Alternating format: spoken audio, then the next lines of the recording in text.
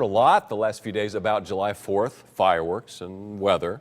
But this morning, some folks were focused on what the holiday itself is really about. News 8's Ken Pierce is live this noon in the New Haven newsroom with a look at some of the celebrations of America's history and the big role Connecticut played. Ken. Yeah, Jim, and there's a little-known chapter in Connecticut history revolving around the Revolution, involving a couple hundred soldiers who ended up in Milford, and they commemorate that every year. Plus, Connecticut had 4 famous sons who signed the Declaration of Independence, and one of them is buried right here in New Haven. Fire!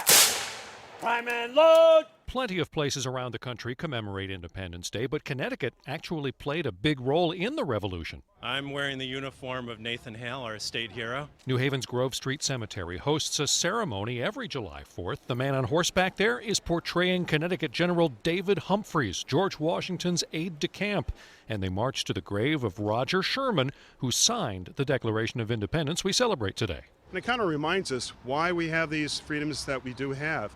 These people actually signed the Declaration of Independence, putting their signature to a death warrant if they were caught. Of course, Connecticut had a lot of far less famous people who fought, sacrificed, and died for the Revolutionary War effort. And every July 4th, here in Milford, they march to this monument to remember some of them.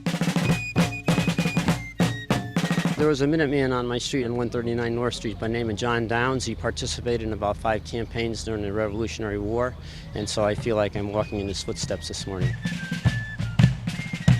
Those footsteps take him to a monument to 200 American prisoners of war. In January 1777, they were thrown off a British prison ship in Milford Harbor because some of the prisoners had smallpox. The British captain decided he was going to just dump them on the beach and get away from them. So they didn't want to catch the disease themselves. The town took them in, led by Milford Captain Stephen Stowe. Many prisoners recovered and went home. But over the course of January, February, the 46 of them died, and Captain Stowe, he died too, taking care of them.